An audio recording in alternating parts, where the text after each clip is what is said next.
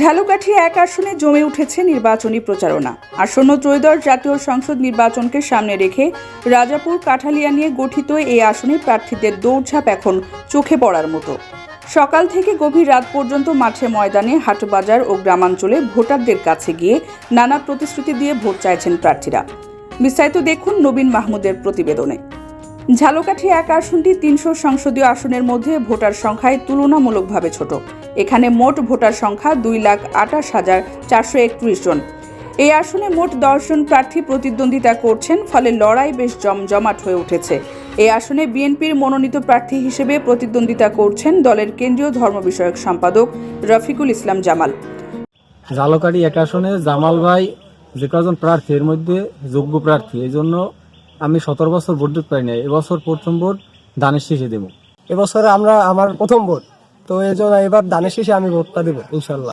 সৎ ও এবং নর্মভদ্র মানুষ, এর জন্য আমরা তরুণ এবং নতুন ভোটাররা তাকে ভোট দিতে চাই।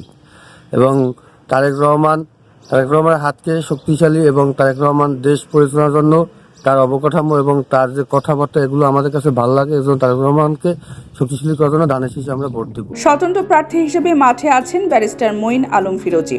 ইসলামী ও সমমনা 10 দলীয় জোটের প্রার্থী হিসেবে জামাত নেতা ডক্টর ফয়জুল হক। দেশের মানুষ সুষ্ঠুভাবে থাকুক, চাঁদা দুর্নীতি মুক্ত থাকুক, এই জন্য আমি চাই যেন জামাত ইসলামী ক্ষমতায় আসে। আর বিশেষ করে আমাদের রাজাপুর কাঠালিয়ায় ফয়জুল ভাই সে দাঁড়িপাল্লার প্রার্থী হিসেবে আমরা চাই, সকলেই চাই যেন দাঁড়িপাল্লায় জয়যুক্ত। ইসলামী আন্দোলন বাংলাদেশের প্রার্থী মাওলানা ইব্রাহিম আল হাদি। ইসলাম দেশ ও মানবতার স্বার্থে পীর সাহেব চরমনাই সদা সর্বদা সোচ্চার আওয়াজ তুলেন এবং জাতির কল্যাণে সবসময় নিজে সর্বদা কাজ করেন। এজন্য তার মনোনীত রাজাপুর কাঠালি আসনে হাত পাখার প্রার্থী হাফেজ কারি মাওলানা ইব্রাহিম আল হাদিকে, একজন সৎ, যোগ্য এবং একজন ভালো মানুষকে আমি এবছর সমর্থন করবো ইনশাআল্লাহ। আমি একজন নতুন ভোটার, তরুণের প্রথম ভোট আমার এবছরে। আমি ঝালকাঠি এক আসনে ইব্রাহিম আল হাদি ভাইকে সবসময় কাছে পাইছি, এই জন্য আমি ইব্রাহিম আল হাদি ভাইকে প্রথম ভোটটা দিতে চাই। এবং গণ অধিকার পরিষদের প্রার্থী শাহাদাত হোসেন, স্বতন্ত্র প্রার্থী মোহাম্মদ সাব্বির আহমেদ, জাতীয় পার্টির মোহাম্মদ কামরুজ্জামান খান এবং জাতীয় সমাজতান্ত্রিক দল জেএসডির মোহাম্মদ সোহরাব হোসেন সহ একাধিক প্রার্থী ভোটের মাঠে সক্রিয় রয়েছেন। স্থানীয় রাজনৈতিক অঙ্গনে ঝালকাঠি এক আসনটি বরাবরই আলোচিত। একসময় এটি বিএনপির শক্ত ঘাঁটি হিসেবে পরিচিত ছিল। তবে সাবেক সংসদ সদস্য ব্যারিস্টার শাহজাহান ওমর বীর উত্তমের দল বদলের ঘটনায় এক পর্যায়ে বিএনপির মধ্যে স্থবিরতা দেখা দেয় বলে স্থানীয় রাজনৈতিক মহলের ভাষ্য। বর্তমানে ধানের শীষের মনোনীত প্রার্থী রফিকুল ইসলাম জামালের নেতৃত্বে বিএনপি আবারও সাংগঠনিকভাবে চাঙ্গা হয়ে উঠছে বলে স্থানীয় রাজনৈতিক ব্যক্তিরা জানিয়েছেন। প্রচারণাকালে বিএনপি প্রার্থী রফিকুল ইসলাম জামাল বলেন, ঝালকাঠি এক আসন বিএনপির ঘাঁটি, এখানে ধানের শীষের কোনো বিকল্প নেই। আগামী 12 তারিখ বিপুল ভোটে বিজয়ী হয়ে তারেক রহমানকে এই আসন উপহার দেওয়া হবে ইনশাআল্লাহ। আগামী প্রজন্মের জন্য আমাদের জিততেই হবে। আমি এই পার্টি কালকাটার এই উঠান বৈঠকে বলে যাচ্ছি, আপনারা ঐক্যবদ্ধ হয়ে প্রত্যেক ঘরে ঘরে যাবেন।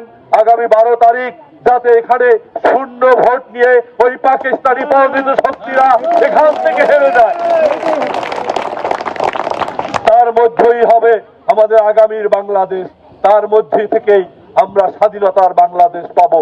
তার মধ্য থেকেই আমরা মনে করব আমাদের যে শহীদরা রক্ত দিয়েছিল তাদের ঋণ আমরা শোধ করতে পারবো। ভাষার জন্য যারা জীবন দিয়ে ভাষা রক্ষা করেছে, যারা নিজেদের জীবন দিয়ে দেশ রক্ষা করেছে, তারা হারতে পারে না ওই পাকিস্তানি পরাজিত শক্তির কাছে। আমাদের জিততেই হবে।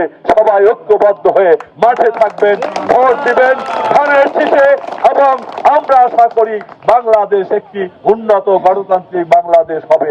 অন্যদিকে জয়ের ব্যাপারে আশাবাদ ব্যক্ত করে 10 দলীয় জোটের প্রার্থী জামাত নেতা ডক্টর ফয়জুল হক বলেন, স্বৈরাচারের আমলে দিনের ভোট রাতে হয়েছে, কিন্তু গণ অভ্যুত্থানের মাধ্যমে সেই স্বৈরাচারের পতন হয়েছে। এখন সময় এসেছে ইসলামী শাসন ব্যবস্থার আলোকে রাষ্ট্র পরিচালনার। তিনি আশা প্রকাশ করেন, রাজাপুর ও কাঠালিয়ার মানুষ এই সুযোগ হাতছাড়া করবে না এবং আগামী 12 তারিখ দাঁড়িপাল্লা প্রতীকে ভোট দিয়ে ইনসাফ ভিত্তিক বাংলাদেশ গড়তে ভূমিকা রাখবে। আসসালামু আলাইকুম ওয়া রাহমাতুল্লাহি ওয়া বারাকাতুহু। সংগ্রামী ভাই ও বোনেরা, আপনারা জানেন নির্বাচন আর কয়েকদিন বাকি আছে। আপনাদের এই বাদ থাকা জোয়ার প্রমাণ করে আগামী বাংলাদেশ জামাত ইসলামের নেতৃত্বে সরকার গঠনের বাংলাদেশ। ইনশাআল্লাহ এই বাংলাদেশে জামাত ইসলাম যেভাবে ন্যায় ইনসাফের নতুন বাংলাদেশ কায়েম করতে চায়, সেই ন্যায় ইনসাফের ঝান্ডা আমাদের এই সপ্তাগার ইউনিয়ন থেকে সবার আগে শুরু হবে। তবে নির্বাচনী মাঠে লেভেল প্লেইং ফিল্ড নিয়ে শঙ্কার কথাও উঠে এসেছে। ইসলামী আন্দোলন বাংলাদেশের প্রার্থী মাওলানা ইব্রাহিম আল হাদি বলেন, যদি সত্যিকার অর্থে লেভেল প্লেইং ফিল্ড নিশ্চিত করা হয় তাহলে ঝালকাঠি 1 আসনে হাত পাখার বিজয় সুনিশ্চিত। তিনি অভিযোগ করেন, ইতোমধ্যে ইসলামী আন্দোলনের দায়িত্বশীলদের বিভিন্নভাবে হুমকি দেওয়া হচ্ছে যাতে তারা প্রচারণা চালাতে না পারে, যা ভীতিকর। এ বিষয়ে তিনি সরকারের প্রতি লেভেল প্লেইং ফিল্ড নিশ্চিত করার আহ্বান জানান। ঝালকাঠি 1 আসনে বিভিন্ন ইউনিয়ন আমাদের দায়িত্বশীল যারা রয়েছেন, সেই দায়িত্বশীলদেরকে কাজে বাধা প্রদান করা হচ্ছে, বিভিন্ন ভয়ভীতি দেখানো হচ্ছে। বিভিন্ন ইউনিয়নে ইতিমধ্যে আমার কাছে অনেকগুলো রিপোর্ট আসছে। কাজে আমরা চাচ্ছি আরো একটু সময় নিয়ে ইনশাআল্লাহ আমরা এটা প্রশাসনের মাধ্যমে এটা ব্যবস্থা নেওয়ার চেষ্টা করব। কারণ হাত পাখা মার্কানের জোয়ার দেখার মধ্য দিয়ে অনেকেই এখন তাদের ঘুম নষ্ট হয়ে গেছে, যে কারণে বিভিন্ন ইউনিয়নে আমাদের দায়িত্বশীলদের খুব বেশি প্রেশার ক্রিয়েট করতেছেন যাতে করে তারা প্রচারণা না করেন। লেভেল প্লেইং ফিল্ড আছে আপনার মনে হয়? আমরা এখন পর্যন্ত ওইরকম ভাবে 100% আশাবাদী না। কারণ আমরা যেটা অনুভব করতেছি যে বিগত যে বন্দোবস্ত ছিল, সেই বন্দোবস্তের আলো কি একটি দল তারা সামনে অগ্রসর হওয়ার জন্য কি একই পদ্ধতিতে মামলার ভয় দেখিয়ে, হামলার ভয় দেখিয়ে এখনই তার দল ভারী করার জন্য এবং বিভিন্ন রকম দায়িত্বশীলদেরকে যে সেন্টারে যেতে পারবে কিনা, এজেন্ট দিতে পারবে কিনা এবং এজেন্ট কারা থাকতেছেন, এই বিষয়ে এখনই তাদেরকে বিভিন্ন রকম চাপ সৃষ্টি করতেছেন এবং তারা ওই সিস্টেমে, অর্থাৎ যাতে করে লোক সেন্টারে না যায় এবং যদি যায় তাহলে তাদের মার্কা যেন ভোট দেয়, এরকম ভাবে এখনই আমরা বিভিন্ন জায়গায় অনুভব করতেছি। কাজে এখন পর্যন্ত আমরা লেভেল প্লেইং ফিল্ড যে হবে এটা 100% এখন পর্যন্ত আমরা বিশ্বাস করতে পারতেছি না। স্বতন্ত্র প্রার্থী হাঁস প্রতীকের ব্যারিস্টার মঈন আলম ফিরোজী বলেন, এখন পর্যন্ত সবাই সৌহার্দ্যপূর্ণভাবে প্রচারণা চালাচ্ছেন। তবে দিন যত ঘনিয়ে আসবে পরিস্থিতি পরিবর্তন হতে পারে। শেষ পর্যন্ত কতটা লেভেল প্লেইং ফিল্ড থাকবে তা নিয়ে তিনি শঙ্কার কথা জানান। একই সঙ্গে তিনি আশাবাদ ব্যক্ত করেন যে রাজাপুর ও কাঠালিয়ার মানুষ হাঁস প্রতীকে ভোট দিয়ে তাকে বিজয়ী করবেন।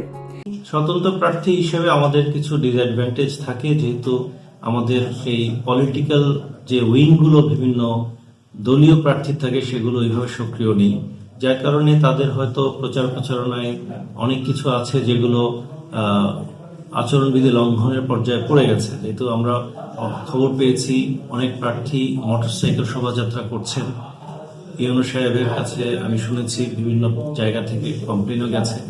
অনেকে প্রোগ্রামের নামে খাওয়া দাওয়ার ব্যবস্থা করেন, যেগুলো আসলে উপকৌটনের পর্যায়ে পড়ে যাচ্ছে। এই বিষয়গুলো ইলেকশন কমিশন আরেকটু সতর্ক হওয়া উচিত।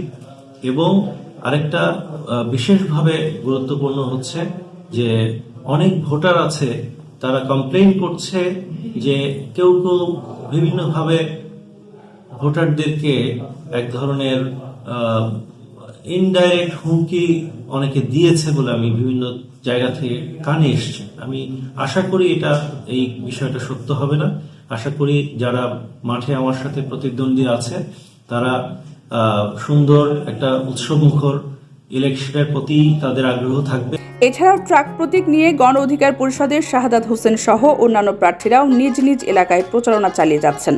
এদিকে স্থানীয় ভোটারদের সঙ্গে কথা বলে জানা গেছে, ভোটাররা নিজ নিজ পছন্দের দল ও প্রার্থীকে ভোট দেওয়ার বিষয়ে দৃঢ় অবস্থানে রয়েছেন।